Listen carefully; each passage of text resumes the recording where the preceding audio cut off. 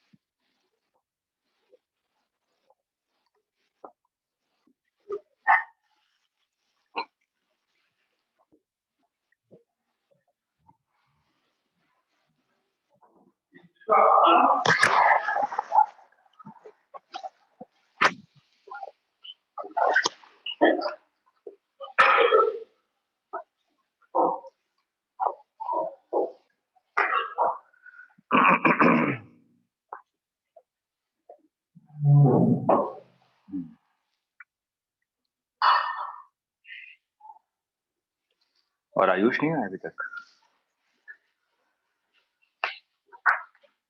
वैसे दूसरे सब्जेक्ट की कैसी चल रही है प्रिपरेशन आप लोगों की?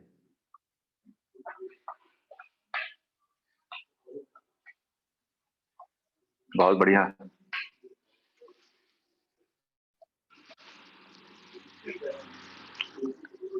आर्यन कैसा चल रहा है? Chemistry, math? सही चल रहा था।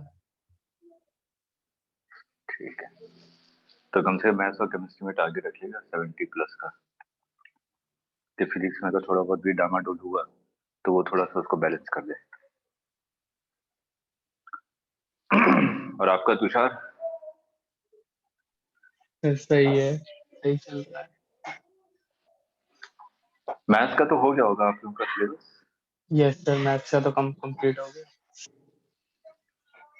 मैथ्स में नंबर ऑफ चैप्टर्स भी कम है। Yes sir. और गायत्री, आयुष कैसे चल रहा है मैथ्स, केमिस्ट्री? सर ठीक चल रही है। चल रही है। चल रही है।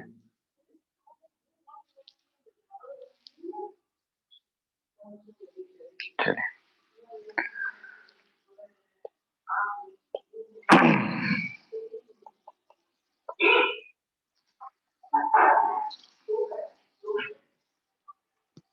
देखिए,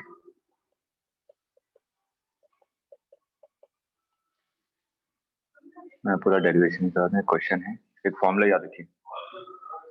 वैसे कई बार पूछा जाता है कि आपने देखा कि अगर मैग्नेटिक फील्ड वेरी कर रही है, मैग्नेटिक फील्ड वेरी कर रही है, उसके अंदर अगर मैंने कोई भी लूप रखा तो उसके अंदर करंट मूव करेगा, मतलब करंट फ्लो करेगा। अगर करंट फ्लो करे इसका मतलब करंट को हम लोग क्या कहते हैं? Rate of flow of charge. ठीक, तो यहाँ पे क्वेश्चन एक दो बार पूछा गया है कि अगर कोई भी वायर चेंजिंग मैग्नेटिक फील्ड में रखी जाए तो उसमें कितना चार्ज फ्लो हुआ होगा किसी भी टाइम टी में। ठीक है, तो उसका मैं डायरेक्ट फॉर्मूला लिखवा रहा हूँ, इसको फॉर्मूले के रूप में याद रखें। Q is equal to change in flux divided by R। R क्या है? रेजिस्टेंस, उस लूप का रेजिस्टेंस।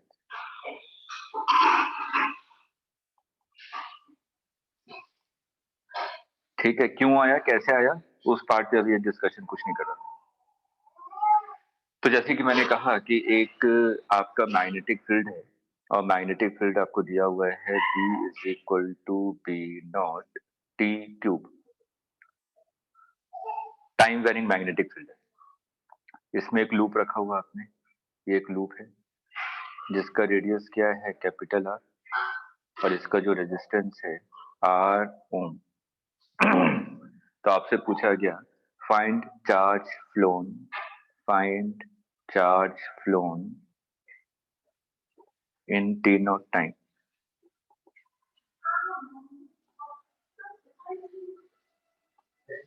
एग्जाम में ये क्वेश्चन पूछा हुआ है। उसने वैल्यू दी थी, मैंने एक ऐसे ही अननोन पैरामीटर्स ले लिए, डायरेक्ट फॉर्मूला अप्लाई कीजिए।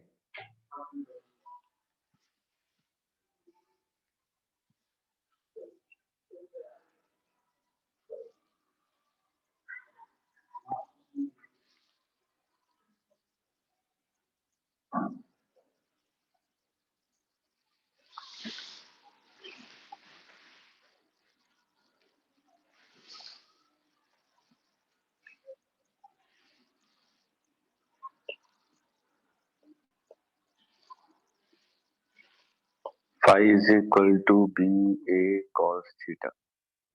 t is equal to 0 पे फ्लक्स कितना है? 0 है ना, क्योंकि b is directly proportional to t cube है, तो t की वैल्यू 0 पुट करेंगे तो मैग्नेटिक फील्ड 0 हो जाएगी। तो मतलब कि t is equal to 0 पे फ्लक्स 0 है। और आपसे बोला गया कि t is equal to t not पे फ्लक्स कितना है। आपने कहा b की वैल्यू कितनी है? b not t not cube into area pi r square cos theta 1, 0 बन रहा है ना। अब आपसे बोला गया चेंज इन फ्लक्स, तो चेंज इन फ्लक्स कितना हो जाएगा? फाइनल माइनस इनिशियल, तो B naught T naught cube pi R square, तो Q इज इक्वल टू कितना हो जाएगा? B naught pi R square into T naught cube divided by R. ये आ गया, इतना चार्ज फ्लो करेगा।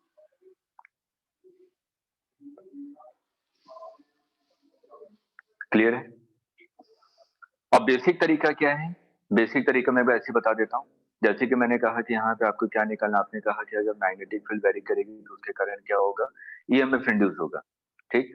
तो E इज इक्वल टू क्या होता है? D phi upon D T, ठीक है। तो सबसे पहले हम लोग क्या निकालेंगे? यहाँ पे हम लोग फ्लक्स निकाल लेंगे।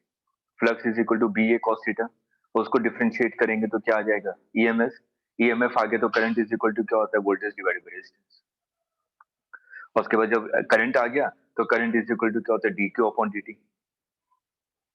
तो D Q is equal to क्या हो जाएगा? I D T. फिर मेरे को इंटीग्रेट करना पड़ेगा, तो फाइनल रिजल्ट ये मिलेगा मेरे को, ठीक है। तो हमें याद रखना है इसमें क्वेश्चन में जब भी हमें कुछ भी निकाला जाए ईएमएफ, सबसे पहले ईएमएफ निकालना, और ईएमएफ इज इक्वल टू क्या होता है? D phi upon D T. हम लोग minus D phi upon D T नहीं लगाएंगे, माइनस साइन तो सिर्फ और सिर्फ डायरेक्शन बताता है, ठीक है। और करंट का डायरेक्शन निकालना आपको बहुत बेहतरीन तरीके से आता है, क्योंकि स्टार्टिंग में हम लोगों ने करंट के डायरेक्शन पे ही क्वेश्चन किए थे कि मैग्नेटिक फील्ड डायरेक्शन में तो करंट किधर होगा ऐसे करके बातें कर रहे थे।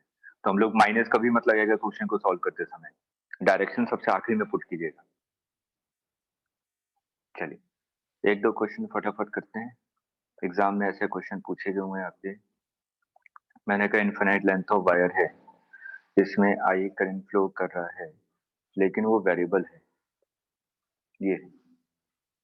और आपसे क्या कि एक लूप है, एक स्क्वायर लूप है जिसकी लेंथ क्या है? एल, और ये कितने डिस्टेंस पे रखा हुआ है? ए डिस्टेंस पे रखा गया हुआ है। तो आपसे पूछा गया current in this loop as a function of time, इस लूप में कितना करंट फ्लो करेगा as a function of time. Basic तरीका मत भूलिएगा। सबसे पहले फ्लक्स निकालेंगे, फ्लक्स को डिफरेंशिएट करेंगे तो ईएमएफ आ जाएगा, ईएमएफ आ जाएगा तो डिवाइडेड बाय रेजिस्टेंस करेंगे तो करंट आ जाएगा। तो इसके लिए मान लीजिए कि रेजिस्टेंस दिया हुआ है आर ओम।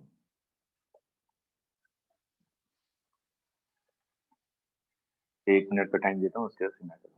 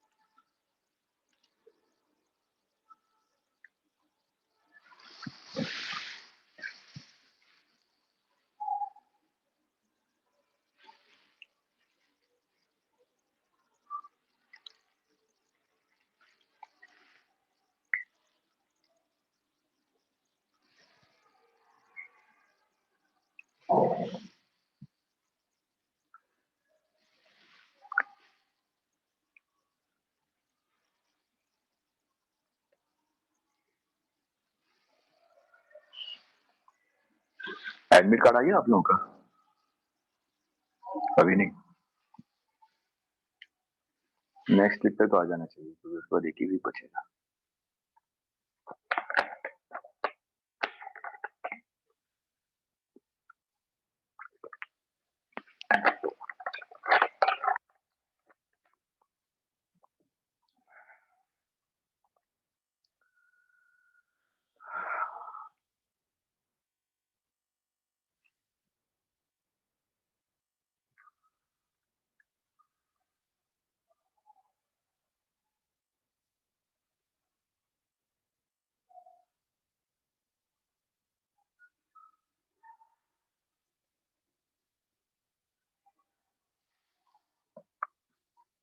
नहीं हुआ अभी तक? देखिए यहाँ पे हम लोग क्या करेंगे कि डिफरेंशियल एलिमेंट लेंगे, क्योंकि मैग्नेटिक फील्ड वेरी हो रहा है ना, पॉइंट को चेंज करूँ तो मैग्नेटिक फील्ड अलग अलग आएगा। तो हम लोग क्या करेंगे, यहाँ पे एच डिस्टेंस पे आपने कहा जो मैग्नेटिक फील्ड होगी वो कितनी हो जाएगी, mu naught I divided by 2πx, और इसकी थिकनेस कितनी है, इसकी थिकनेस आपके dx है। तो इस छोटे से डिफरेंशियल एलिमेंट में small flux is equal to magnetic field mu naught I T square divided by 2πx into area. Area कितना है छोटे से लूप का, एल इंटू डी एक्स। तो आपने लिखा L into D x into cos theta, वो तो 1 है। तो यहाँ पे ये डी फाई आ गया, तो इसको इंटीग्रेट करूंगा तो टोटल आ जाएगा। इंटीग्रेशन एक्स कहाँ से कहाँ तक वेरी करेगा,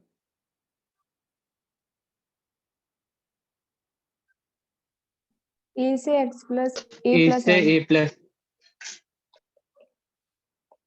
क्या आपने फ्लक्स इज इक्वल लिखा mu naught I naught T square divided by 2πl dx upon x, ln x में आपने वैल्यू पुट कर दी तो ये आ जाएगा ln a plus L divided by ए।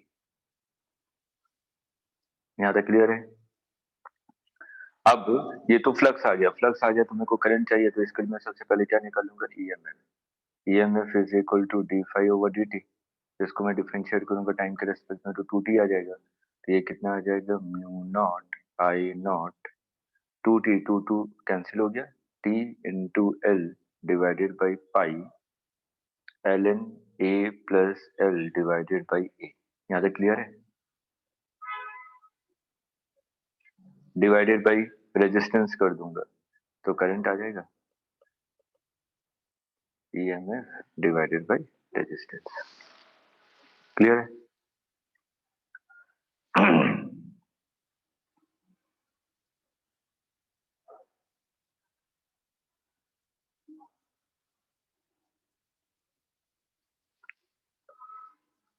अब देखिए इसी टाइप के क्वेश्चन कुछ और भी पूछे गए हैं, सॉल्व नहीं करवा रहा हूँ लेकिन सेम ही कॉन्सेप्ट है।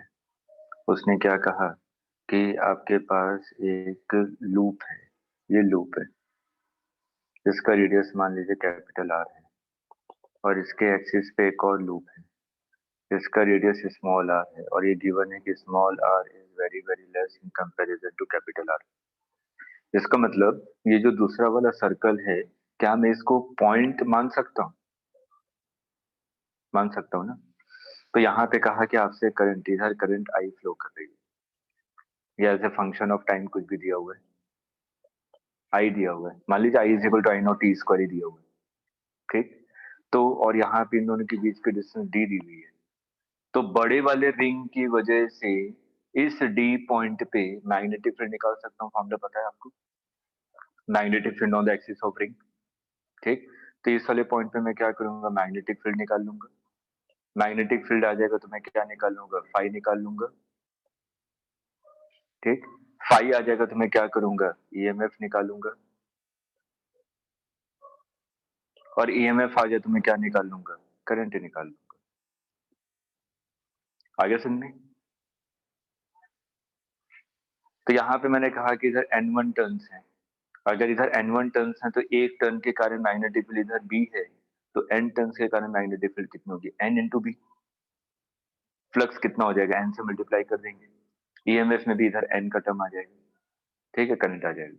अगर मैंने कहा इधर भी n2 टर्न्स हैं, तो यहाँ पे एरिया में क्या हो जाएगा, n से मल्टीप्लाई हो जाएगा ना, n2 से, एक सर्कल का एरिया है, तो वैसे तो सभी क्या होंगे, होगा मल्टीप्लाई या नहीं होगा?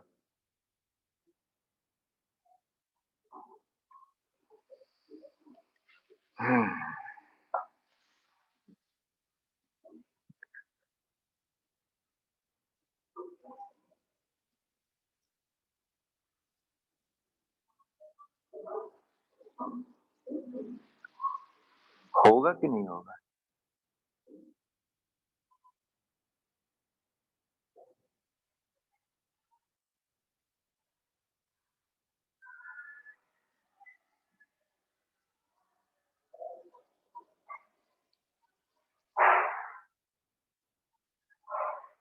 ये n2 का क्या यूज होगा, हमको बस ये जानना है।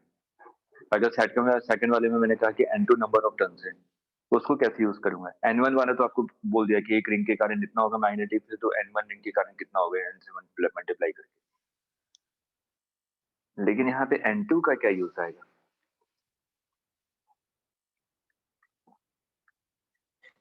सर यहाँ पे जो ये नेट करंट आया है ये N2 रिंग्स में फैल जाएगा।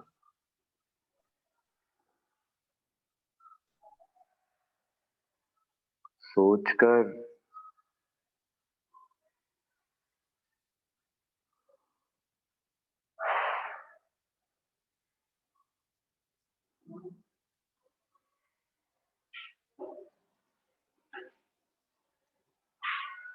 चलिए, थोड़ा सा कंफ्यूजन हो रहा है।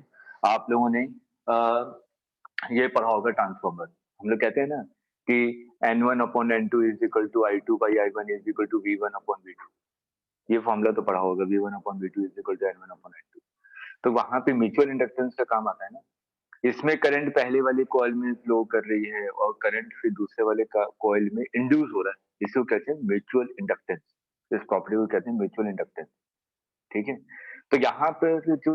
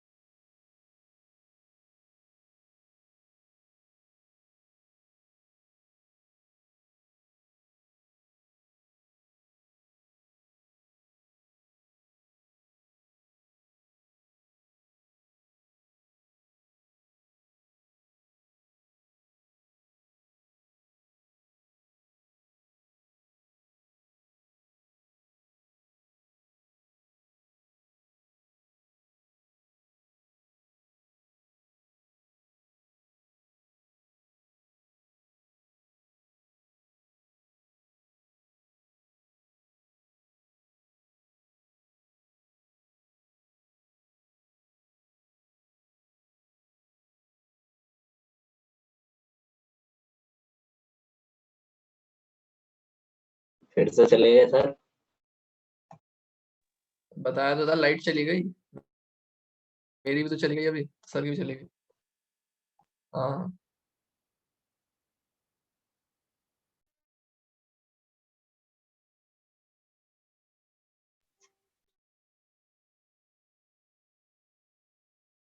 तुम तो पास में रहते हो, कुछ करो।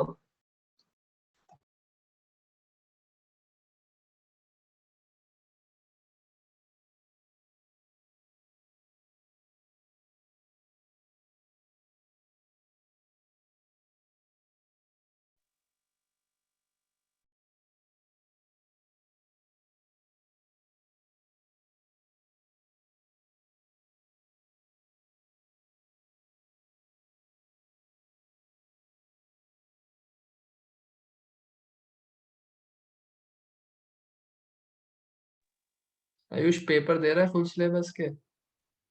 दे रहा हूँ भाई, कितने मॉक आ रहा है? टेस्ट दे 250? रहा हूँ। हो भाई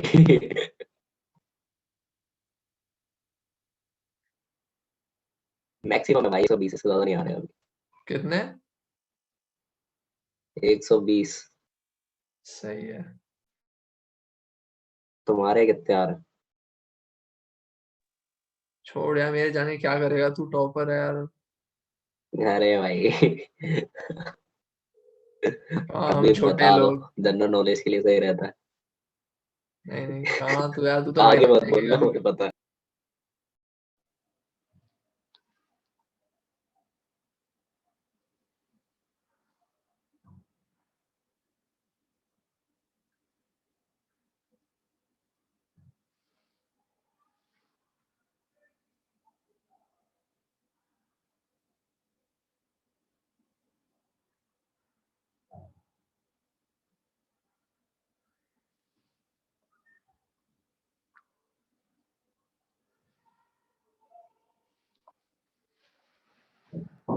चलिए, आवाज आ रही है आप लोगों को? यस सर, आ रही है। ठीक है। हाँ बताइए, बात हो गई N2?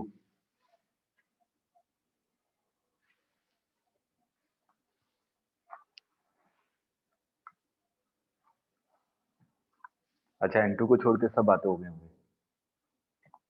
हम्म।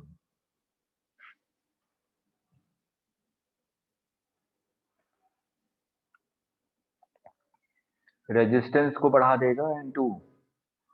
एक लूप का रेजिस्टेंस R है, तो N2 लूप का रेजिस्टेंस कितना हो जाएगा? N2R। तो नीचे रेजिस्टेंस में N2R आ जाएगा। आ जाए समझ में? ठीक है, चलिए।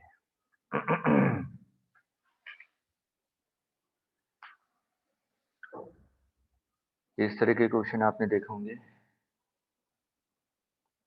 जो पढ़ा है उसी कॉन्सेप्ट से कीजिएगा, मैं आपको दे रहा हूँ करने के लिए। इस रीजन में मैग्नेटिक फील्ड है, इस रीजन में मैग्नेटिक फील्ड फैली हुई है, और ये कांस्टेंट है B। आपने कहा कि एक सेमी सर्कुलर रिंग है, ये सेमी सर्कुलर रिंग है जिसका रेडियस R है, और ये क्या कर रहा है? इसके अबाउट ओमेगा वेलोसिटी से रोटेट कर रहा है, और इसका रेजिस्टेंस कितना है? R। Semi circular ring. Find current in the ring as a function of time।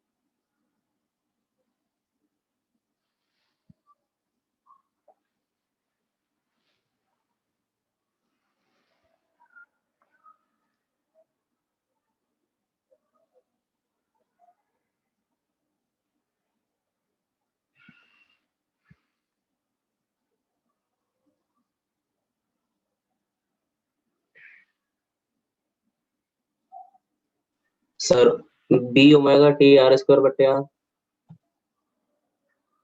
क्या क्या?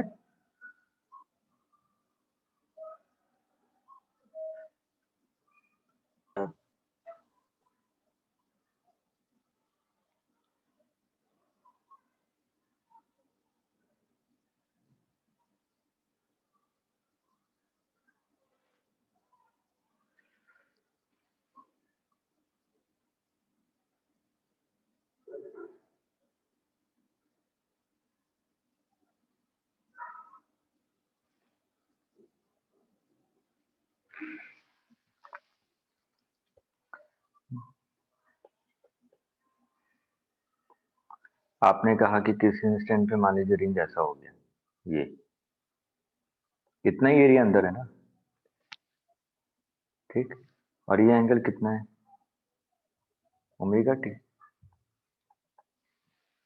किसी टाइम में इसने ओमेगा टी एंगल रोटेट कर दिया होगा ना, ठीक।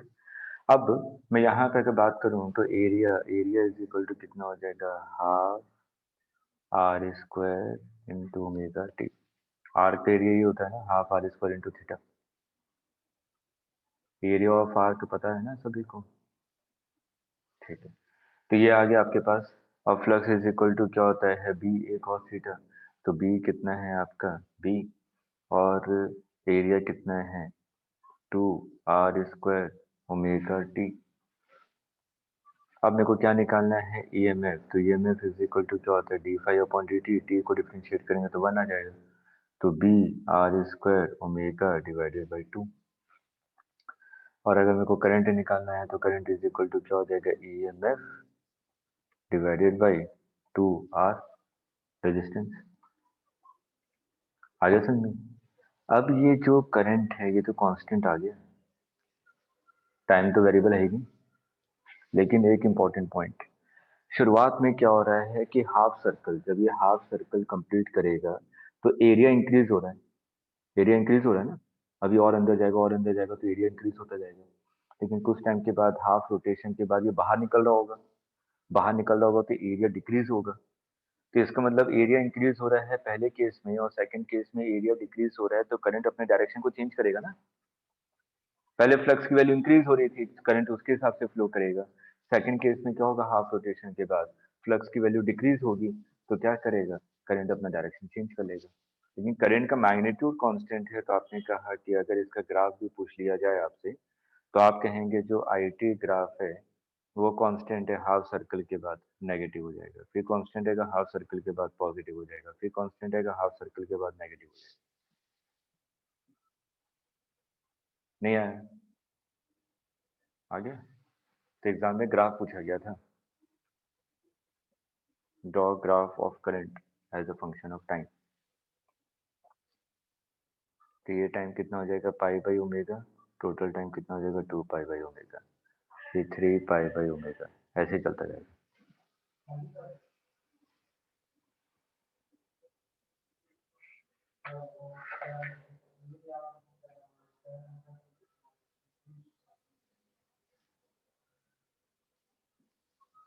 नोट कर लिया?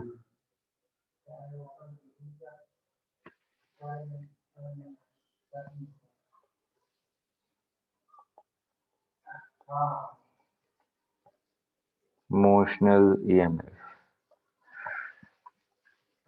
मोशनल ईएमएफ का मतलब क्या है, अगर कोई भी रॉड है या कैसी भी कोई भी वायर है, अगर उसको मैं क्या करूं, किसी भी वेलोसिटी से मूव करूं मैग्नेटिक फील्ड में, तो उसके अक्रॉस क्या हो जाता है, ईएमएफ जनरेट होता है, ठीक। तो उसकी जो वैल्यू है, EMF will be equal to V cross B dot L. याद रखिएगा जनरल फॉर्मूला है, V cross B dot L. V क्या है, वेलोसिटी ऑफ वायर, बी क्या है, मैग्नेटिक फील्ड, और एल वेक्टर ऑलरेडी बता चुका हूँ। एल वेक्टर का मतलब क्या है, डिस्प्लेसमेंट वेक्टर। याद आ रहा है, अभी हम लोग फोर्स का क्वेश्चन कर रहे थे कल परसों में, तो एल वेक्टर बताया था, एल वेक्टर क्या आपका डिस्प्लेसमेंट वेक्टर है। ये आपने पढ़ा होगा वेक्टर प्रोडक्ट में, मैथ्स में है ये, ट्रिपल प्रोडक्ट ऑफ वेक्टर। तो इसमें अगर ये बताइए कि इसकी वैल्यू 0 कब होगी, जब तीनों को प्लेयर हो।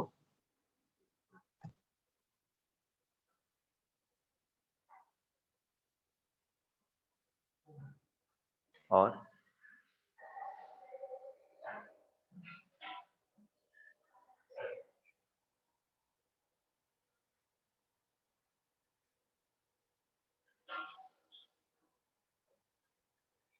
अगर तीनों में से कोई भी दो वेक्टर पैरेलल हो गए तो रिजल्टेंट 0 आएगा। कोई से भी दो वेक्टर पैरेलल देख लीजिए, रिजल्टेंट 0 आएगा। आपने कहा v और b पैरेलल हो गए, वेलोसिटी और मैग्नेटिक फील्ड पैरेलल हो गए, तो क्रॉस प्रोडक्ट तो 0 हो जाएगा ना, साइन 0 0 होता है। अगर v और l पैरेलल हैं, v और l पैरेलल हैं तो cos 90 0।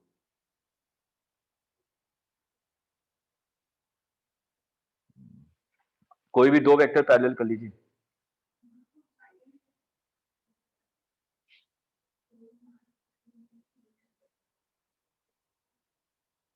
लिख लीजिए, पॉइंट को लिखिए। अब मैथ्स में नहीं टाइम वेस्ट करूंगा, आता नहीं आता तो आप समझिए। मेरे को जो पॉइंट लिखवाना है वो उस लिखवा रहा हूँ बस फटाफट। कि अगर कोई भी दो पैरेलल वेक्टर हैं तो क्या होगा, 0, रिजल्टेंट विल बी 0।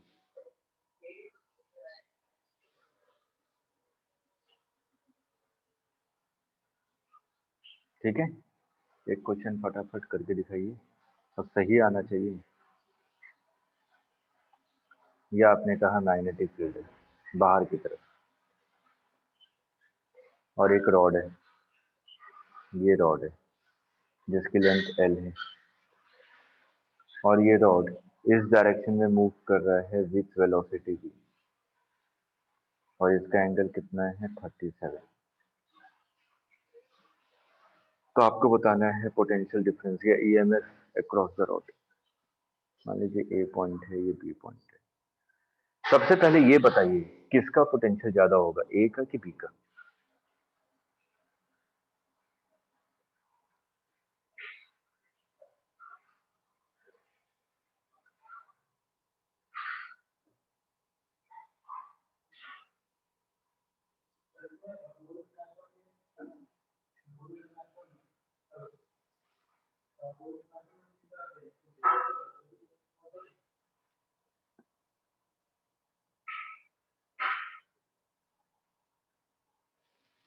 ए का पोटेंशियल ज्यादा होगा कि बी का?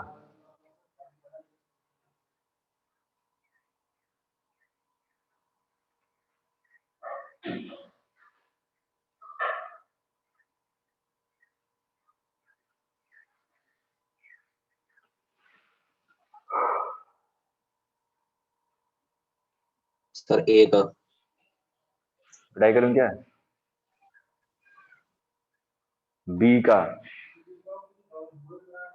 देखिए कैसे निकालेंगे, ध्यान से सुनिएगा, उसको अपनी वर्डिंग में लिख लीजिएगा। कैसे क्वेश्चन में क्या करेंगे, जो भी आपको वेलोसिटी दी है उसके सबसे पहले कंपोनेंट निकाल लीजिए। ठीक, एल वेक्टर और ए बी डॉट दोनों सेम है ना, ठीक है।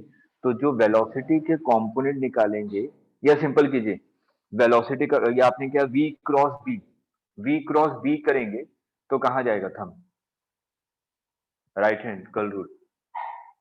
v cross B, magnetic field बाहर की तरफ है और वेलोसिटी के डायरेक्शन में चारों फिंगर्स को रखिए, तो v क्रॉस बी करेंगे तो आपको देखिए थंब इधर जाता हुआ नजर आएगा, है कि नहीं? v क्रॉस बी कीजिए, वेलोसिटी के डायरेक्शन में अपने चारों फिंगर्स को रखिए और मैग्नेटिक फील्ड बाहर की तरफ, मुट्ठी बंद कीजिए, थंब इधर जाएगा ना, ठीक। तो ये क्या है, v क्रॉस बी का डायरेक्शन है। तो जो डायरेक्शन v क्रॉस बी का होगा वही हायर पोटेंशियल पे होता है। तो ये b की तरफ ज्यादा अलाइंड है ना। एक और दूसरा तरीका भी है, फिर वो कंफ्यूजन वाला हो जाएगा, इसलिए उसको नहीं बता रहा। ये कहाँ पे है, राइट डायरेक्शन में ना v क्रॉस बी। अगर मैं लेफ्ट और राइट के बारे में बात करूँ, v क्रॉस बी किस डायरेक्शन में ज्यादा अलाइंड है, बी डायरेक्शन है ना, टूवर्ड्स बी है ना ये तो। अरे इंपॉर्टेंट पॉइंट है, यस नो कुछ तो बोलिए, नहीं समझ में आया तो Yes, फिर दूसरा yes, तरीका sir. बताऊंगा ना। तो अगर मैं v क्रॉस v देखूं तो ये टूवर्ड्स राइट है, इसका मतलब b will be at higher potential, b higher potential पे होगा।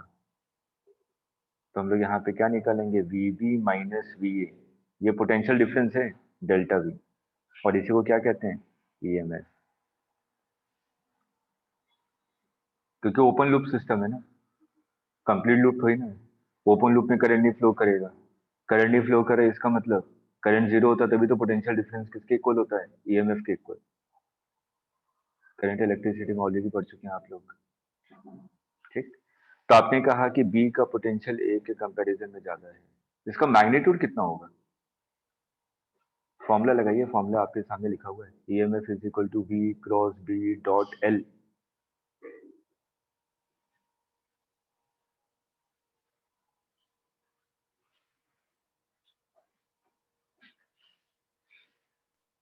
इन तीनों का डिटर्मिनेंट 3VBL/5।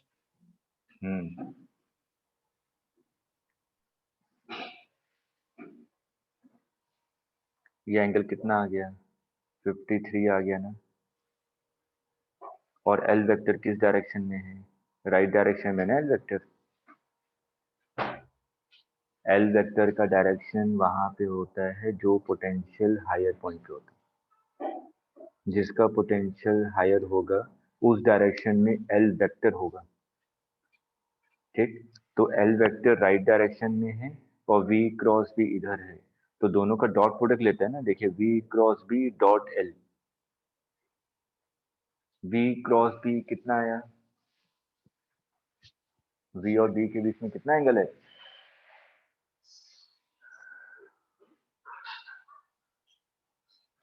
90 है ना, sin 91 डॉट एल, एल और इसके बीच में कितना एंगल है, 53, cos 53 की वैल्यू 3/5।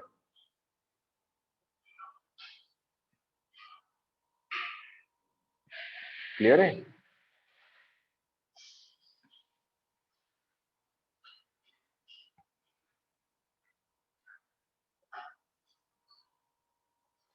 देखिए ऐसा क्वेश्चन वहां पे भी आपने किया था, वहां पे उन्होंने फोर्स निकाला था, यहाँ पे मैं ईएमएफ निकाल रहा हूँ। ये है सेमी सर्कुलर लूप, ये आर रेडियस है और ये ऊपर की तरफ मूव कर रहा है वी वेलोसिटी से। तो सबसे पहले आप ये बताएंगे ए और बी में कौन सा पोटेंशियल हायर है, ए या बी।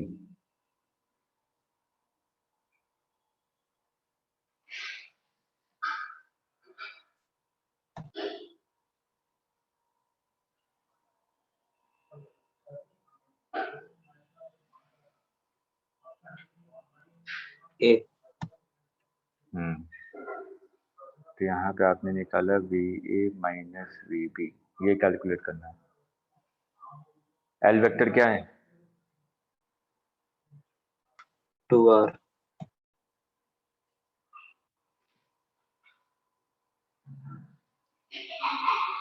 तो वैल्यू कितनी हो जाएगी, वी बी इंटू 2R। नहीं आया, ओपन हो रहा है, फिर नेक्स्ट क्वेश्चन पे आए। जो जो क्वेश्चन वहां पे मैंने फोर्स में करवाए थे सभी क्वेश्चन दोबारा रिपीट कर रहा हूँ ईएमएफ निकालने के लिए, ए टू जेड। मैं सिर्फ एक ही क्वेश्चन करवाऊंगा, उसके बाद सेम कॉन्सेप्ट पे आप दूसरे क्वेश्चन की प्रैक्टिस कर लीजिएगा, क्योंकि काफी पोर्शन बचा हुआ है, मेरे को इसको कंप्लीट करना है और आज ही का टाइम है पढ़ने का, खत्म। उसके बाद हम लोग कल से प्रीवियस ईयर से क्वेश्चन स्टार्ट करेंगे।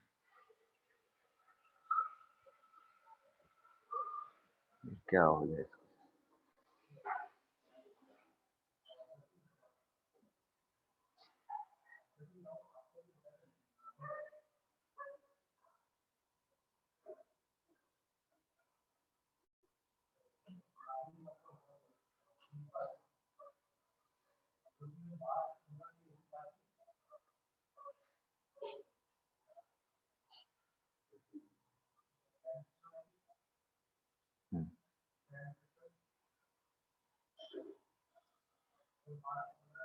तो देखिए वी क्रॉस बी अगर मैं करूं तो ये क्या आ रहा है, राइट डायरेक्शन में, सॉरी लेफ्ट डायरेक्शन में थंब जा रहा है आपका। तो इसका मतलब जो ए पोटेंशियल है वो क्या है, बी के कंपैरिजन में ज्यादा है।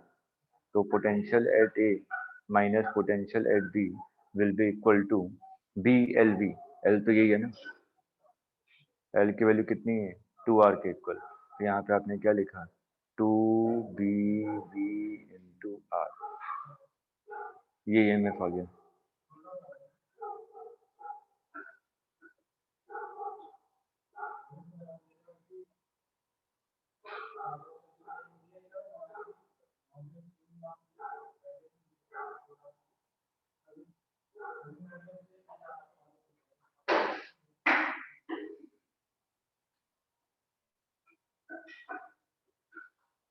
ये L लेंथ का वायर है, इसको मैं इस डायरेक्शन में मूव कर रहा हूँ V वेलोसिटी से, AB वायर है, तो इसका अक्रॉस पोटेंशियल निकालना है। इनफाइनाइट लेंथ ऑफ वायर है, इसके पैरेलली आपने एक और वायर रखा हुआ है L लेंथ का, और उसको आप मूव करें right direction with the constant speed V, तो आपको फाइंड आउट करना है फाइंड पोटेंशियल डिफरेंस।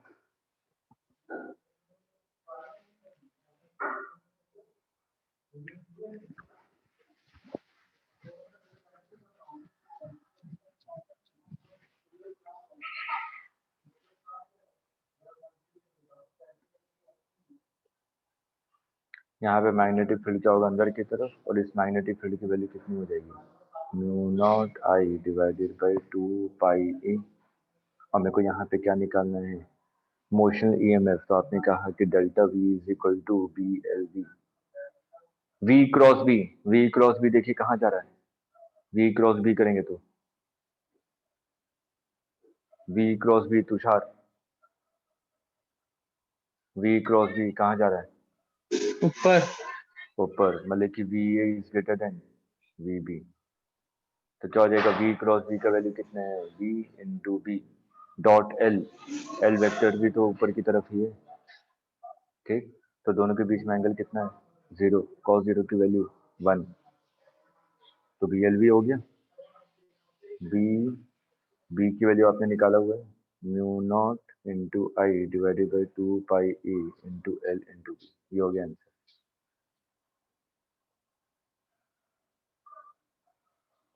ये क्वेश्चन करके दिखाइए।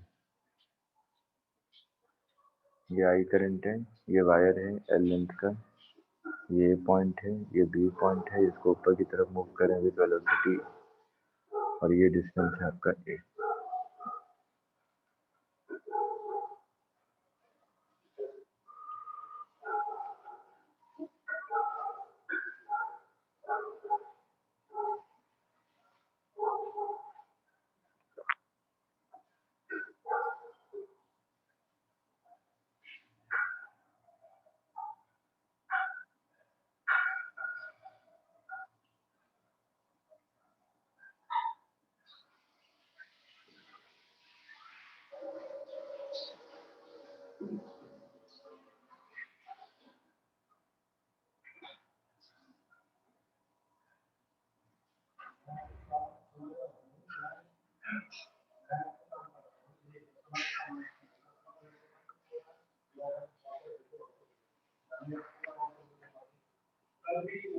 यहाँ वायर के हर एक पॉइंट पे मैग्नेटिक फील्ड सेम है क्या,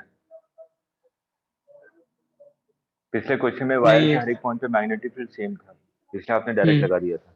यहाँ पे हर एक पॉइंट पे मैग्नेटिक फील्ड सेम नहीं है, तो मेरे को डिफरेंशियल एलिमेंट लेना पड़ेगा, तो आपने कहा कि x डिस्टेंस पे एक डिफरेंशियल एलिमेंट है dx, इस वाले पॉइंट पे जो मैग्नेटिक फील्ड होगी वो कितनी हो जाएगी, mu naught I divided by 2 pi x।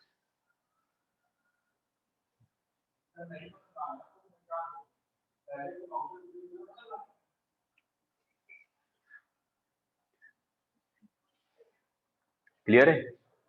अब इसके लिए अगर मैं निकालूं कि यहाँ पे आपका स्मॉल डी कितना हो जाएगा, BLV, L कितना है dx, और B कितना है, mu naught I divided by 2 pi x into L कितना है dx इंटू V। बस अब निकाल लीजिए इंटीग्रेट करके, तो आपको टोटल EMF मिल जाएगा, x की वैल्यू A से लेके A प्लस L तक।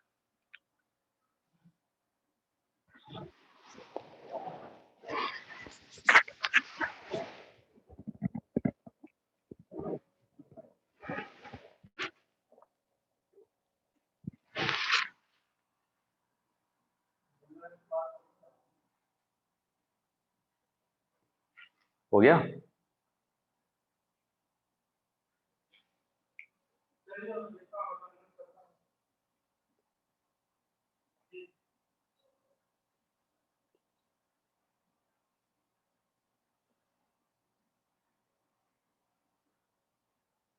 स्क्वायर लूप है जिसका लेंथ L है,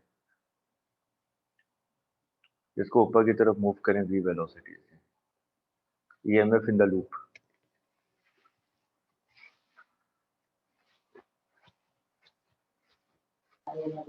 So 0, क्यों? dl vector 0. dl vector 0।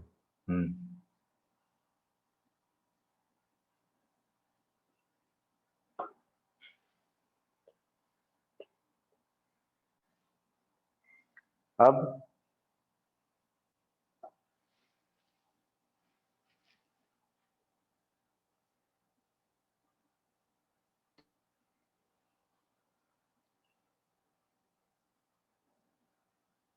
इधर भी 0 आपके कॉन्सेप्ट के हिसाब से?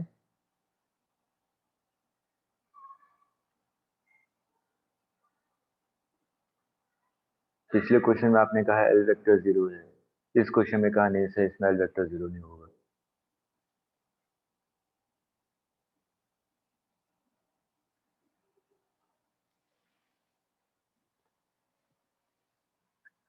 बताइए यार, ये इससे पिछले वाले क्वेश्चन में जब ऊपर की तरफ मूव करें v वेलोसिटी से, क्या होगा ये? क्या सर? अगर हम लोग इसको ऊपर की तरफ मूव करते v वेलोसिटी से तो EMF क्या होता? सर आपने बताया तो डीएल वेक्टर 0 हो जाएगा। मैंने नहीं बताया, मैंने नहीं बोला, ये आयुष ने बोला। उन्होंने तो बोला, तो उसके बाद उनको दूसरा क्वेश्चन दे दिया मैंने।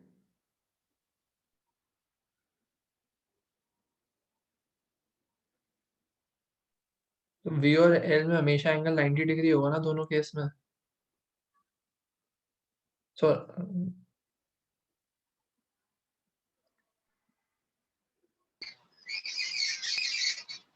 पैरेलल होंगे ना सर दोनों हमेशा, हाँ, तो 0 नहीं हो जाएगा उससे। बेसिक कॉन्सेप्ट क्या है, EMF क्यों इंड्यूस होता है, बेसिक क्यों भूल जाते हैं? EMF क्यों इंड्यूस होता है? Change in flux. ये लूप है ना, ये लूप है। अभी देखिए, इससे पहले जो हम लोग क्वेश्चन करे तो वो वायर था, और जो लूप में मेरे को करंट या फ्लक्स के बारे में कुछ भी बातें करनी है तो मैं फ्लक्स को देखूंगा, ठीक? तो इसमें मैं अगर कह रहा हूं कि ऊपर की तरफ मूव कर रहा है, अगर ऊपर की तरफ मूव कर रहा है तो इसके अंदर जो भी फ्लक्स है, क्या वो चेंज हो रहा है क्या? इनफाइनाइट लेंथ का वायर है, इसके अंदर फ्लक्स चेंज हो रहा है क्या? नहीं हो रहा ना। एरिया भी चेंज नहीं हो रहा, इसलिए कितना है EMF? 0। अगर आपको इस कॉन्सेप्ट से करना है जो हमने पढ़ा है, इस कॉन्सेप्ट को अगर अप्लाई करना है तो देखिए इस कॉन्सेप्ट को कैसे अप्लाई करेंगे। अभी आपने कहा कि ये जो वायर है ऊपर की तरफ मूव कर रहा है, तो इस वायर को क्या कीजिए, 4 पार्ट में ब्रेक कर दीजिए, जैसे कि ABCD। तो ये 4 वायर हो गए ना L लेंथ के, ठीक है? जो AB वाला वायर है ऊपर v वेलोसिटी से मूव कर रहा है, तो आपने क्या लिखा था, VA minus VB is equal to E, निकाला था ना भी, यही तो निकाला था। ये देखिए ये वाला क्वेश्चन, जो भी वैल्यू आ रही थी, ठीक? तो मैंने कहा कि यहाँ पे जो पोटेंशियल आएगा वो ऐसा आएगा, जिसको आपने कहा E1 आ रहा है। नीचे वाला जो DC वायर है इसका भी पोटेंशियल ऐसे ही आएगा, D पॉइंट का पोटेंशियल ज्यादा होगा ना, तो ये भी E1 होगा। और ये वाला क्वेश्चन किया आपने,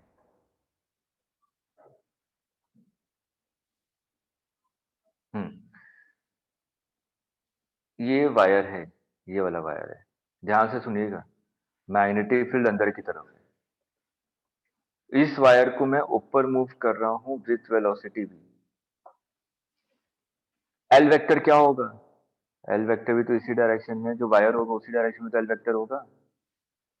L और V क्या हो गए? पैरेलल। L और V पैरेलल हो जाएंगे तो कितना हो जाएगा EMF? 0। याद आ रहा है कुछ? 0. तो मैंने क्या कहा कि इस वाले वायर के लिए ईएमएफ कितना होगा 0 और इस वाले वायर के लिए ईएमएफ कितना होगा 0।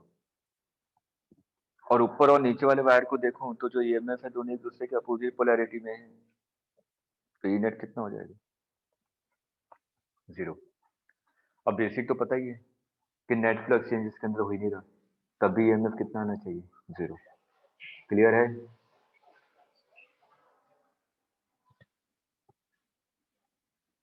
नेक्स्ट क्वेश्चन करके दिखाइए, मेरे को अब चाहिए क्वेश्चन सॉल्व करके दिखाइए, क्योंकि आप लोग उल्टा सीधा आंसर दे रहे हैं।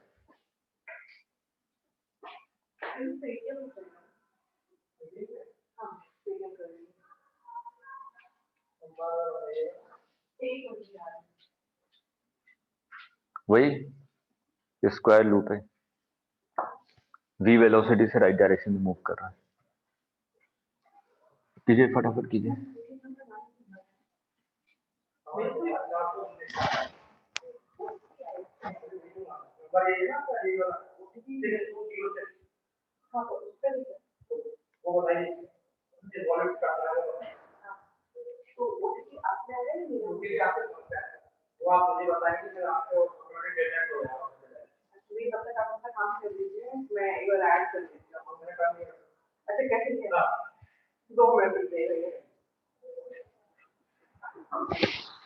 गलत मत कीजिएगा, सही आंसर चाहिए।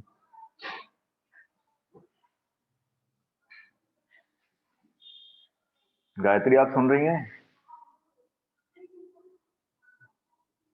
Yes sir. अच्छा ठीक है।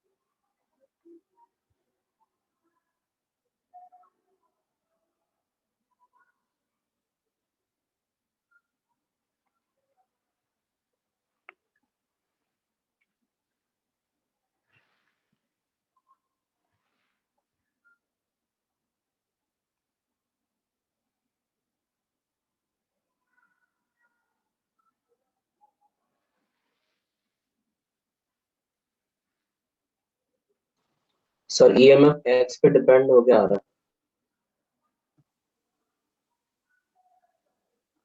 अरे इस इंस्टेंट पे बताएंगे ना आप, जिस इंस्टेंट पे फिगर दिया गया है।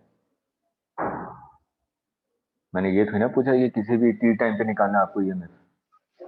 देखिए ध्यान से, सबसे पहले इसको देखिए, ए बी वायर में होगा क्या कोई भी ईएमएफ इंड्यूस, क्योंकि एल वेक्टर और वी वेक्टर दोनों पैरेलल हैं।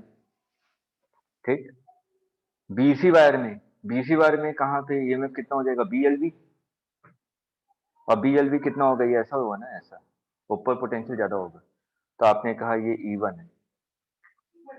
सीडी वायर में कितना होगा, सीडी वायर में आपका कितना होगा ईएमएफ 0, सीडी वायर में ईएमएफ कितना है 0, तो सीडी के लिए आपने 0 कहा। अगर मैं डीए वायर में देखूं तो डीए वायर में ईएमएफ ऐसा होगा ना, ये ऊपर की तरफ होगा। क्लियर है ये? ठीक, तो ये हो गया E2। E1 E2 तो अभी निकाला था, देखिए ये रहा क्वेश्चन। वैल्यू पुट कर दीजिए डायरेक्ट, तो रिजल्टेंट कितना हो जाएगा, E2 minus E1 resultant EMF.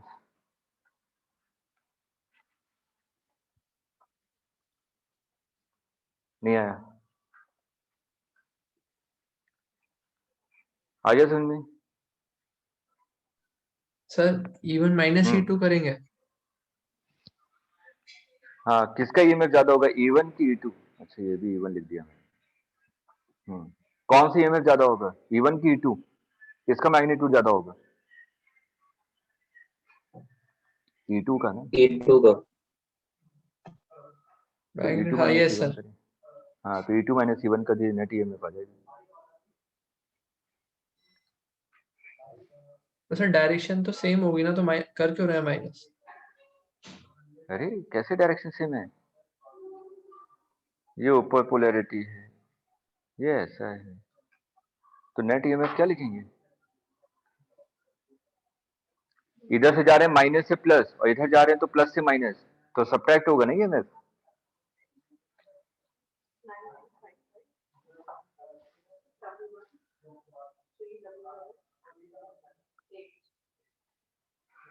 इस कॉन्सेप्ट पे बेस्ड लास्ट क्वेश्चन, ये क्वेश्चन आपने कर दिया तो मैं समझ जाऊंगा कि हाँ कॉन्सेप्ट क्लियर है, सिंपल क्वेश्चन है, कुछ है नहीं।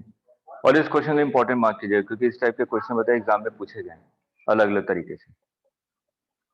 क्वेश्चन इंपॉर्टेंट करवा रहा हूँ ताकि इस कॉन्सेप्ट को याद रखिए, जब भी रिवीजन कीजिए तो इस क्वेश्चन को जरूर रिपीट कीजिएगा।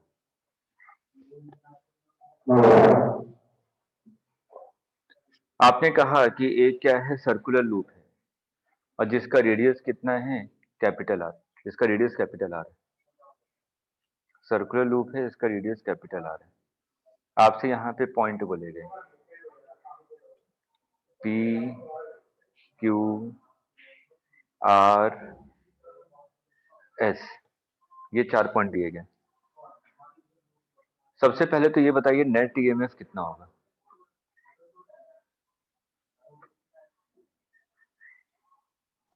जीरो। जीरो, फ्लक्स चेंज ही नहीं हो रहा, 0. ठीक है।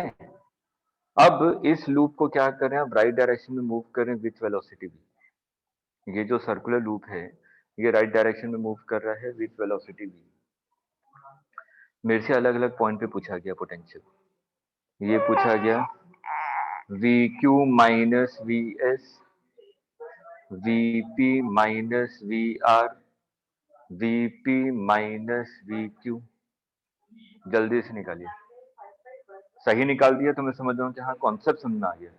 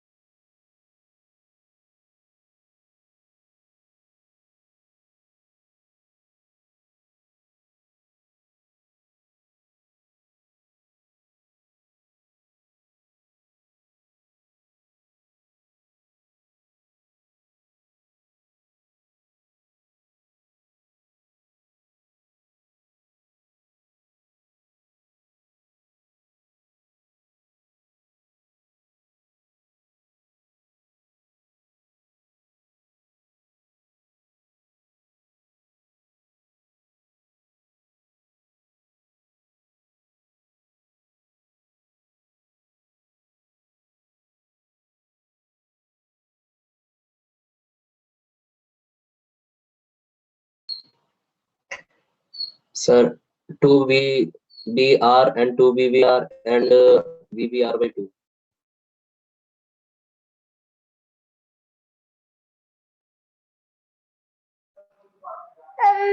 पहले वाले का कितना आ रहा है? सर 2 VBR, ठीक है। दूसरे वाले का? 2 VBR नहीं, दूसरे वाले का 0, ठीक है। तीसरे वाले का? VBR/2 गलत √2. है, गलत है। तीसरे वाले का सिर्फ VBR। गलत है। तीसरे वाले का है -BBR।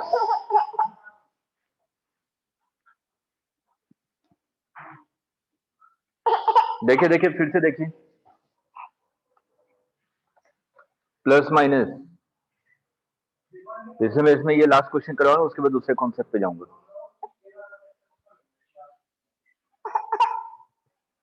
देखिए ध्यान से, अब हमें क्या है, जो मैंने एल वेक्टर बताया था, बेसिक को ध्यान रखिए। एल वेक्टर का मतलब क्या होता है? इनिशियल और फाइनल पॉइंट को जोड़ने वाली लाइन, डिस्प्लेसमेंट वेक्टर। तो यहाँ पे क्या है, क्यू और एस। क्यू और एस को जोड़ दीजिए। क्यू एस को अगर मैं जोड़ दूंगा तो ये तो एक एल बन जाएगा ना, एक रॉड बन जाएगा, जिसकी लेंथ कितनी हो जाएगी? 2r। और ये राइट डायरेक्शन में मूव कर रहा है v वेलोसिटी से। इसका मतलब कौन सा पोटेंशियल ज्यादा होगा? क्यू वाला पोटेंशियल ना। तो we Q minus V S, और वो लिखा भी है, तो मतलब कि पॉजिटिव आएगा। और ये कितना आ जाएगा?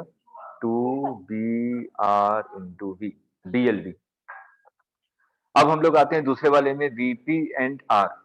मतलब कि P और R को अगर मैं ज्वाइन करूं तो ये तो L वेक्टर हो गया इस डायरेक्शन में, और वेलोसिटी भी इसी डायरेक्शन में है, तो दोनों पैरेलल हो गए।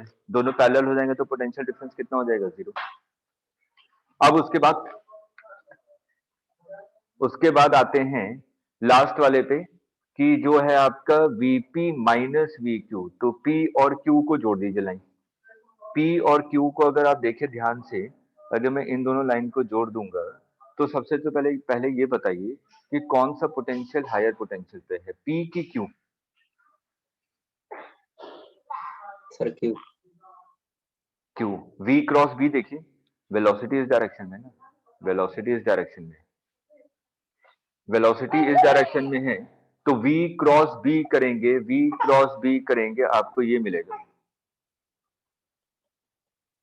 यही मिलेगा ना, V क्रॉस B। और मैंने बताया था जिस डायरेक्शन में ज्यादा अलाइंड हो, ये किस डायरेक्शन में ज्यादा अलाइंड है? Q की तरफ, है ना। तो Q की तरफ अलाइंड है, इसका मतलब Q पोटेंशियल हायर पॉइंट पे है। लेकिन आपको क्वेश्चन में क्या दिया हुआ है? VP minus VQ। और VP माइनस VQ दिया हुआ है, इसलिए ये क्या होगा? माइनस होगा। क्लियर है? तो ये चीज तो क्लियर है कि यहाँ पे VP माइनस VQ क्या होगा? नेगेटिव होगा। अब रहा मुद्दा BLV। मेरे को तो BLV लिखना है ना, तो BLV लिखना है तो मैग्नेटिक फील्ड तो B है, B लिख दिया आपने। L का मतलब क्या? ये देखिए, V क्रॉस B ये आया ऊपर की तरफ, ठीक है। L वेक्टर कहाँ है? ये है L वेक्टर, ठीक। तो L वेक्टर अलग से बनाता हूं, ये L वेक्टर और ये V क्रॉस B और ये L वेक्टर, दोनों के बीच में एंगल कितना है? 45. 45, है ना। तो ये एंगल आ गया आपका 45 डिग्री। V क्रॉस B का मैग्नीट्यूड कितना है? सिंपल VB, है ना। तो आपने ये लिख दिया 45, तो आपने ये लिखा, या आपने लिखा BV इंटू L cos 45 1/√2। लेकिन L है कितना? R√2. R√2। तो √2 कैंसिल हो जाएगा, तो माइनस BRB आ जाएगा। क्लियर है?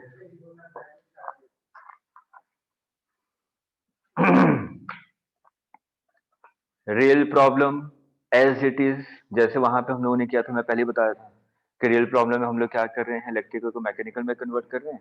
यहाँ पे क्या करेंगे? मैकेनिकल को इलेक्ट्रिकल में कन्वर्ट करेंगे।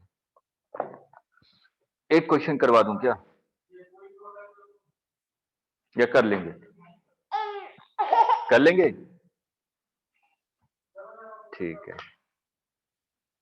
अब हम लोग आते हैं रोटेटिंग रॉड। ये बहुत इंपॉर्टेंट है, यहाँ से क्वेश्चन होता है अलग अलग तरीके से पूछेगा कि अगर एक रॉड है उसको मैं रोटेट करूं मैग्नेटिक फील्ड में तो क्या होगा। रॉड को अगर मैं मैग्नेटिक फील्ड में रोटेट करूं तो क्या होने वाला है। रोटेटिंग रॉड,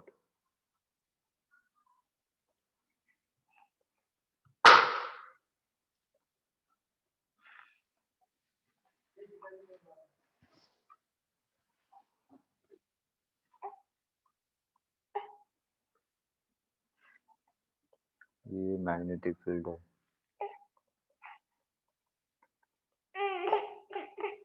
और यहाँ पे मैंने क्या किया, एक रॉड है, ये रॉड है, एल लेंथ की रॉड है, इसको यहीं पे हिंज से कर दिया, और इसको मैं क्या कर रहा हूँ, रोटेट कर रहा हूँ ओमेगा वेलोसिटी से। तो मेरे से पूछा गया find EMF across the rod, find EMF across the rod. तो ये सबसे पहले ओमेगा वही एल तरीका है, स्क्वायर बाय 2। अरे रटा हुआ है ना,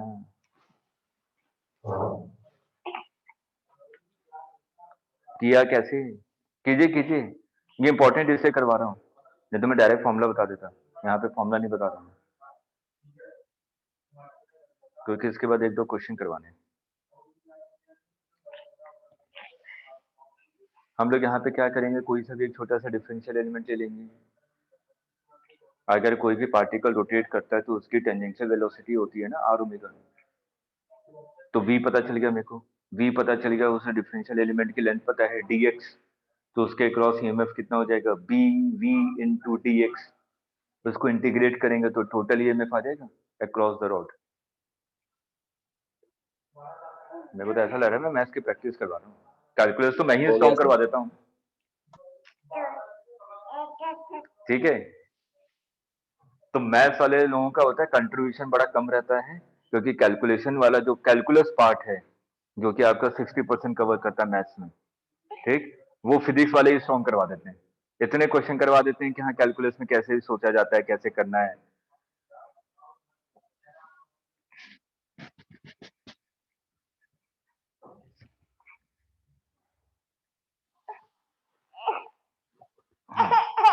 चलिए देखिए, तो आपने क्या किया, एक छोटा सा डिफरेंशियल एलिमेंट लिया, x डिस्टेंस से मान लीजिए एक छोटा सा डिफरेंशियल एलिमेंट dx लिया, और ये डिस्टेंस कितनी है x। सबसे पहले ये बताइए a और b में किसका पोटेंशियल ज्यादा होना चाहिए, a का कि b का।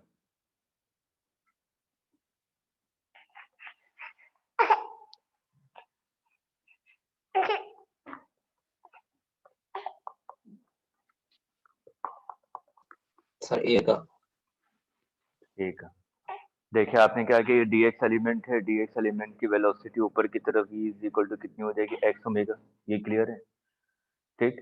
और तो वेलोसिटी v क्रॉस b करेंगे तो देखिए थंब जा रहा है लेफ्ट डायरेक्शन में, इससे मैंने कहा कि a का पोटेंशियल ज्यादा होगा। तो इसके अक्रॉस आपने स्मॉल पोटेंशियल निकाला, small potential is equal to b, v कितना है ओमेगा x इंटू लेंथ कितना है dx। इसको इंटीग्रेट करूंगा तो मेरे को टोटल ईएमएफ मिल जाएगा, ठीक। अब यहाँ पे x की वैल्यू कहाँ से कहाँ तक वेरी कर रही है, 0 से लेके l तक, तो ये वैल्यू आपने कहा कि कितनी आ रही है, b omega l square divided by 2, और ये क्या है, va माइनस vb। इस चीज को ध्यान में रखिएगा, ठीक है। तो अगर ये हमने पढ़ा है तो ये क्वेश्चन तो देगा नहीं एग्जाम में, वो देगा घुमाकर। आईटी की यही खासियत है, जो पढ़ा होता है ना वो नहीं देता, वो एप्लीकेशन उल्टा सीधा घुमा घुमा के पूछेगा क्वेश्चन। तो इसलिए इस बेस को ध्यान में रखिएगा, इससे मैं डायरेक्शन ये सब चीजें बता रहा हूँ। अगर डायरेक्ट फॉर्मूले पे आता तो मैं डायरेक्ट फॉर्मूला बता के छोड़ देता। अब हम लोग आते हैं, मैंने कहा जो क्वेश्चन उसने पूछा था एग्जाम में, मैंने कहा कि ये आपका मैग्नेटिक फील्ड है बाहर की तरफ, ये बाहर की तरफ मैग्नेटिक फील्ड है, और एक रॉड है, या आपकी क्या है 2L लेंथ की मान लीजिए रॉड है, ये 2L लेंथ की रॉड है और इसमें पॉइंट्स ले लिए, ये पॉइंट ले लिया ए और यहाँ पे आपने बी पॉइंट ले लिया और यहाँ पे आपने क्या किया, इसको हिंज्ड कर दिया सी पे, और ये क्या हो गया, डी पॉइंट हो गया और ये क्या हो गया, एफ पॉइंट हो गया। ऐसे करके इसने 4-5 पॉइंट ले लिए। अब हर एक के बीच की इसने डिस्टेंस दे दी। डिस्टेंस क्या दिया, ये कहा कि ए और बी के बीच की डिस्टेंस कितनी है, L/2, ए और बी के बीच की डिस्टेंस। और सी और डी के बीच की डिस्टेंस कितनी है, सी और डी के बीच की डिस्टेंस भी कितनी है, L/2। और ये जो सी पॉइंट है, सी पॉइंट क्या है, बिल्कुल सेंटर पे है, सी सेंटर पे है। तो आपसे अलग अलग पूछी चीजें पूछी गई, VE माइनस VD, पहला, पहले आप लोग ट्राई करेंगे। फिर पूछा गया VC minus VD, VC minus VE, VB minus VC, VC minus VA, VD minus VB, VE minus VA, सभी चीजें।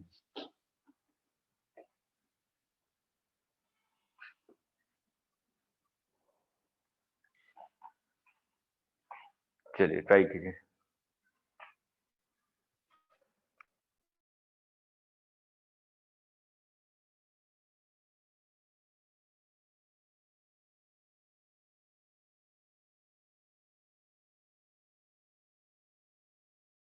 सर वी किधर है?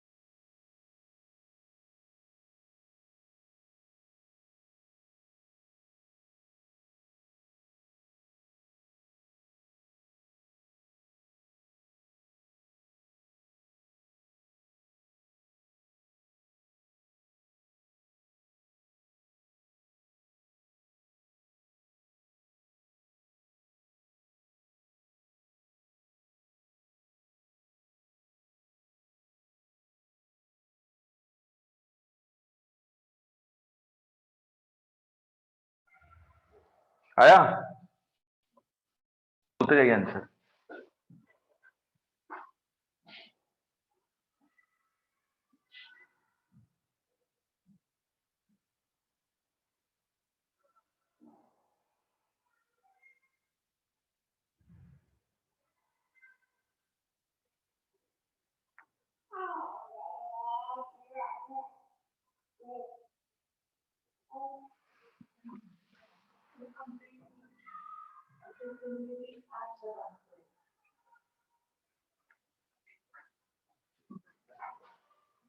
अरे यस नो कुछ तो कहेंगे, हुआ नहीं हुआ। आप भी तो चुपचाप हुआ तो बैठे है रहेंगे, मैं सर। भी ऐसे ही बैठा रहेंगे। हो तो गया। बताइए आंसर बताइए। तो लास्ट के 2 नहीं आए। अच्छा सभी आंसर बताइए। वीई माइनस वीडी शुरू से स्टार्ट करें। v माइनस वी डी का 5t minus omega L square by 8। क्या क्या?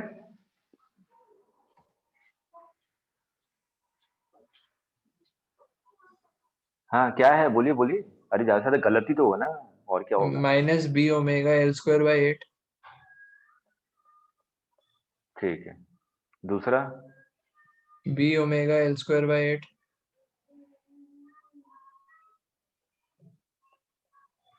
तीसरा? B omega L square by 2। तीसरा? Minus B omega L square by 8। B omega L square by 2। 18 8 8 मैं पूछ रहा हूँ, क्या बोला आपने? 2। अच्छा 2। और ये दोनों नहीं हुए। ये दोनों कौन कौन सा करेक्ट है बता देते हैं। पहला वाला वीई माइनस वीडी, उसके बाद दूसरा वाला वीसी माइनस वीडी, तीसरा वीसी माइनस वीई, वीबी माइनस वीसी, वीसी माइनस वीए, और ये दोनों 0 0। अब देखिए, हम लोग शॉर्ट ट्रिक सीखेंगे, मैं लेंदी मेथड नहीं बता रहा हूँ, ठीक। शॉर्ट ट्रिक हम लोगों ने क्या, अभी हम लोगों ने फॉर्मूला डिराइव किया। डिराइव किया वो तो इसी को अप्लाई करना सीखेंगे ना, कि कैसे अप्लाई करें क्वेश्चन में। तो यहाँ पे अगर आप ध्यान दीजिए, जब मैंने फॉर्मूला डिराइव किया था तो रॉड का एक पॉइंट आपका हिंज था, और आपने उसके अक्रॉस पोटेंशियल डिफरेंस निकाला था, ठीक। तो आपने कहा था कि यहाँ पे जो पोटेंशियल डिफरेंस है तो एक पॉइंट हिंज होना चाहिए जिसके अबाउट आपका रॉड रोटेट हो, तब ये फॉर्मूला एप्लीकेबल है, अदरवाइज एप्लीकेबल नहीं है, ठीक है। अब इसी फॉर्मूले को हमें क्या करना है, इस क्वेश्चन में अप्लाई करना है। यहाँ पे मैंने हिंज पॉइंट कौन सा है, ये सी, सी के अबाउट हिंज किया हुआ है बिल्कुल सेंटर पे। अब सबसे पहले वाले पार्ट पे आते हैं, तो हम लोग इसको डायरेक्ट नहीं करेंगे, इस पे 2 स्टेप के बाद आएंगे, वीसी माइनस वीडी पे। अगर मैं V B minus V B minus V C, C point hinge है ना, मेरे को सी एक पॉइंट हिंज होना चाहिए, ठीक है। तो V C sorry V B minus V C, V B minus V C is equal to, हमने फॉर्मूला क्या लिखा था, B omega L square divided by 2। तो ये जो एल है, एल क्या है, ए और बी के बीच की डिस्टेंस है, ठीक। तो यहाँ पे मेरे को क्या निकालना है, बी और सी के बीच में निकालना है ना, बी और सी के बीच में निकालना है, तो मैं क्या यहाँ पे यूज करूंगा, B omega L square. L square कितना है, बी और सी के बीच की डिस्टेंस कितनी L है, by 2। L by 2। तो आपने लिखा है एल बाई 2 का स्क्वायर डिवाइडेड बाई 2 फॉर्मूले में। लेकिन ये प्लस आएगा कि माइनस आएगा, ये मेरे को कैसे पता चलेगा, इस चीज को हमेशा ध्यान में रखिएगा कि जिस पॉइंट पे आपने हिंट किया है वो पॉइंट क्या होता है आपका, हायर पोटेंशियल की लोअर पोटेंशियल कैसे निकालूं? मैं डायरेक्शन कैसे डिसाइड करूं? पहले तो ये बताइए, डायरेक्शन कैसे डिसाइड करूं कि कौन सा ज्यादा होगा? तो मैं तो ऐसे डिसाइड किया जैसे बी ये BC वाला जो पार्ट है वो ऊपर जा रहा है, ठीक है। ठीक है, तो V उसकी ऊपर मान ली, J एक्सिस के अलोंग, हम्म और वही J क्रॉस के I दे देता है, अच्छा, वो I से हमेशा जो हिंज पॉइंट हमेशा क्या होता है? Higher potential. आंख बंद करके इस पॉइंट को याद रखिए, जो पॉइंट को आपने हिंज किया है वो आपका हायर पोटेंशियल पे होगा, ठीक। तो यहाँ पे आपने किस पॉइंट को हिंज किया था? सी को ना, और आप यहाँ पे निकालने VB माइनस VC, इसलिए माइनस साइन है, ठीक है। अब हम लोग आते हैं VC minus VE, VC minus VE, VC minus VE में देखिए C वाला तो हिंज है ना, मतलब कि ये पॉजिटिव आने वाला है, ठीक। तो इसका मतलब VC और E के बीच में डिस्टेंस कितना है? C और E के बीच में डिस्टेंस कितना है? L. L। तो B omega L square divided by 2, ये डायरेक्ट आ गया। उसके बाद मेरे को किसके बीच में निकालना था? E और D के बीच में, E और D के बीच में निकालना है, तो हम लोग कौन सा है? हाँ, E और D के बीच में निकालना है, तो E और D के बीच में कैसे निकालें? एक और निकाल लेते हैं, VC माइनस VE निकाल लिया, VC माइनस VD निकाल लिया। VC माइनस VD क्या होगा? V omega L square by 8. Positive होगा। ये दोनों निकाल लिए ना, इन दोनों को क्या करूं? सब्ट्रैक्ट कर दूं। ये मान लीजिए सेकंड इक्वेशन, ये मान लीजिए फर्स्ट इक्वेशन, तो 2 माइनस 1 करेंगे तो वही आ जाएगा ना, VC क्या आ जाएगा? VE minus VD। देखिए करके, VC VC कैंसिल हो जाएगा, तो ये आंसर कितना आ जाएगा? ये आएगा आपका 3/8 minus 3/8 B omega L square.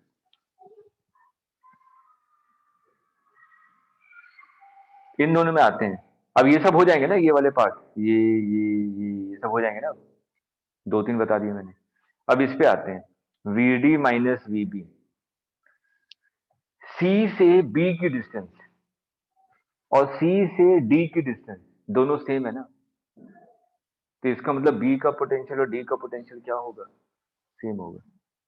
Hinged point से दोनों सेम डिस्टेंस पे हैं, तो इसका मतलब दोनों का पोटेंशियल क्या होगा? सेम होगा। तो पोटेंशियल डिफरेंस कितना आएगा? 0। आया समझे? तुम्हारा ये वाला पार्ट हो गया।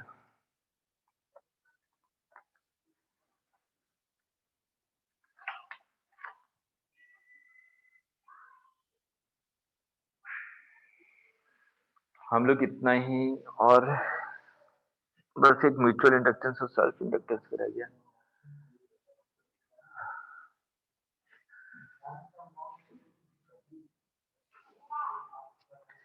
कल शुरुआत के 10 मिनट और कल से मैं प्रीवियस ईयर क्वेश्चन स्टार्ट करूंगा, ठीक है। अब रहने के लिए तो बहुत सारी चीजें जो मेरे को बतानी है, लेकिन अब इतना ही। अब हम लोग 10 दिन में रिवाइज करें, और जो जो नए नए क्वेश्चन आएंगे उसके हिसाब से मैं कॉन्सेप्ट वहीं पे बताता जाऊंगा कि इसमें इस कॉन्सेप्ट को याद रखिए कि कैसे करना है, ठीक है। 10 तारीख होगी, मैंने कहा था 10 तारीख से जितना पढ़ना पढ़ लेंगे। बोलिए बोलिए, आर्यन कुछ बोल रहा है। सर आप सर कल से रिवीजन कराएंगे तो सर कल से सर मैं कोचिंग आ जाऊँ फिर सर? आ सकते हैं। आ सकता हूँ सर? ठीक। तो या तो प्रीवियस ईयर क्वेश्चन है, कोचिंग आना है तो फिर मेरे को भी कोचिंग आना पड़ेगा। अभी तो मैं घर से लेके ले रहा हूँ क्लास। बताइए, क्योंकि मेरा लंच का टाइम नहीं मिल पा रहा ना, इसलिए मैं घर नहीं आना सर, पड़ रहा है। फिर कोई बात नहीं सर, मैं यहीं से ले लूँगा।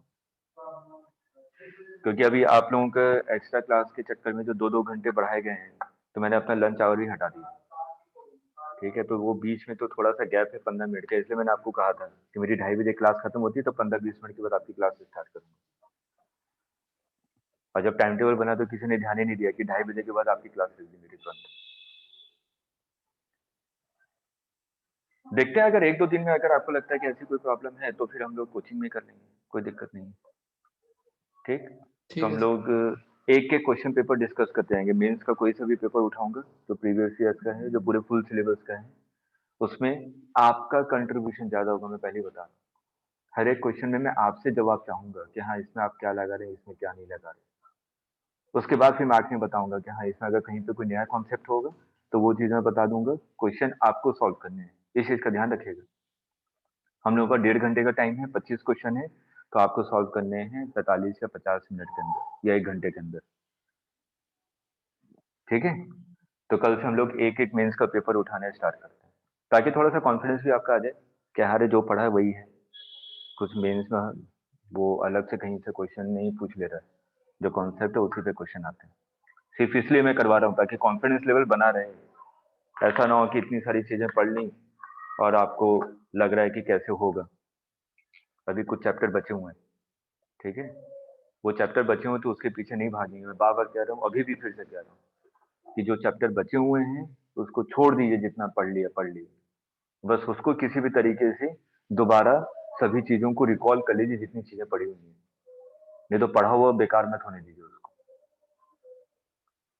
ठीक है, नहीं तो मैं तो कहूँ कि एसी भी करवा सकते हैं, 1 दिन लगेगा एसी करवाने में, लेकिन उसको फायदा क्या, जहां पे वो कॉन्सेप्ट आएगा उसी से मैं बता दूंगा।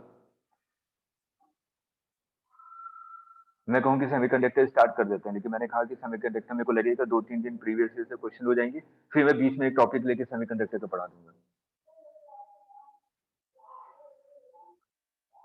अब आप भी जानते हैं कि अगले 10 दिन में हम लोग कम से कम 3 चैप्टर तो कर ही सकते हैं ना।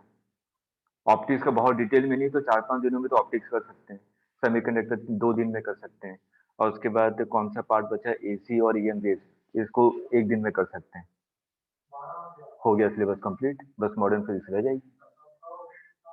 तो फायदा क्या होगा, आपको लगेगा कि सिलेबस हो गया कंप्लीट लेकिन आता कुछ भी नहीं मेरे को। कितनी चीजों को याद रखेंगे, मेरे को 10 दिन में मेरे को इन सब चीजों को रिवाइज भी करवाना है। रिवाइज इन द सेंस मतलब इन सब कुछ को रिकॉल भी करना है, जो मैंने अभी पिछले 20 दिनों से इतनी सारी चीजें पढ़ी हैं, ये तो सब भूल जाऊंगा मैं। एग्जामिनेशन हॉल में पता है जब कॉन्फिडेंस होता है ना कि इलेक्ट्रोस्टैट तो मैंने बहुत अच्छे से किया था, अगर उसका क्वेश्चन नहीं मिलता तो आगे वाले क्वेश्चन और बर्बाद कर देता वो। और ये आपने बहुत अच्छे से रियलाइज किया होगा। मैथ्स में भी कई बार लगता होगा मेरा कैलकुलस पार्ट बहुत स्ट्रांग है, और उसी का क्वेश्चन इत्तेफाक से आपका फंस गया एग्जामिनेशन हॉल में कि नहीं हो रहा, तो वो दूसरे चीजों को बर्बाद कर देगा। इसलिए मैं बार बार कहता हूँ जब भी आप लोग प्रैक्टिस करें तो एक टाइमर के साथ प्रैक्टिस करें, कि अगर एक क्वेश्चन आपका 30 सेकंड या 40 सेकंड में नहीं सोच पा रहे हैं कि इसमें करना क्या है, तुरंत उसको स्किप करके दूसरे क्वेश्चन पे आ जाइए। हो सकता है आधे घंटे बाद 1 घंटे बाद आपको वो चीज आ जाए कॉन्सेप्ट ध्यान में, क्या इसमें ये करना है, ऐसे हो जाएगा। ऐसा होता है, मेरे साथ भी कई बार होता है,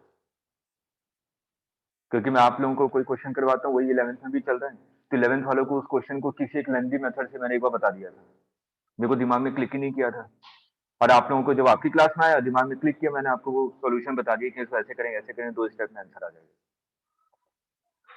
ठीक है, तो प्रेशर वाला केस हर एक के साथ होता है, इसलिए बस उससे हमें बचना है। उसी के बचने के लिए हमारे पास अगले 10 दिन है कि पुरानी चीजों को रिकॉल करके कैसे हम लोग दोबारा उसी स्टेज पे आ जाएं, कॉन्फिडेंस वाले स्टेज पे। ठीक है, और जो बची हुई चीजें हैं नेक्स्ट मेंस के लिए उसको स्ट्रॉन्ग करेंगे ना, अगर खुदा ना खास्ता अगर ये थोड़ा सा भी खराब हुआ तो।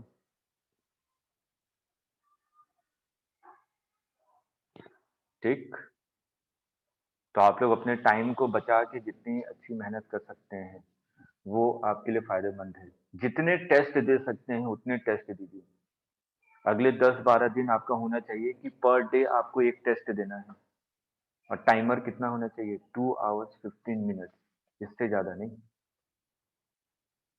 2 घंटे 15 मिनट पहले बता रहा हूँ, क्योंकि आपको प्रेशर वाली कंडीशन डेवलप करनी है घर पे। अब वो सिर्फ टाइम के हिसाब से कंडीशन डेवलप करते हैं, या तो 2.5 घंटे का कर लीजिए, 3 घंटे मेंस वहां पे है तो 2.5 घंटे में यहाँ पे होना चाहिए। तो अगले 10 दिन, अगले 10 पेपर, ये स्ट्रेटेजी बनाएंगे तभी कुछ हो पाएगा। और एक दिन बिल्कुल रिलैक्स कीजिए, 21st सुबह से शाम तक कुछ नहीं करना, घूमिए फिरिए, बातें कीजिए, जो करना है, अपने दिमाग को बिल्कुल रिलैक्स रखिए। ये नहीं कि आखिरी दिन भी रटने में लगे हुए, अरे ये 2 फॉर्मूले पढ़ लेते हैं, क्वेश्चन हो जाएगा। 2-4 फॉर्मूले के चक्कर में अपने दिमाग को और प्रेशर कर दिया, अगले दिन बेकार कर देगी चीजों को। तुषार ने तो घूमने का प्लान भी बना रखा है 21 तारीख का। ठीक है, चलिए ऑल द बेस्ट। अगले 10 दिन हम लोग अच्छे से कर लें ताकि पेपर बढ़िया हो। ठीक है, चलिए okay, bye bye. Thank you, sir. Thank you, sir. Thank you, sir. Welcome welcome welcome.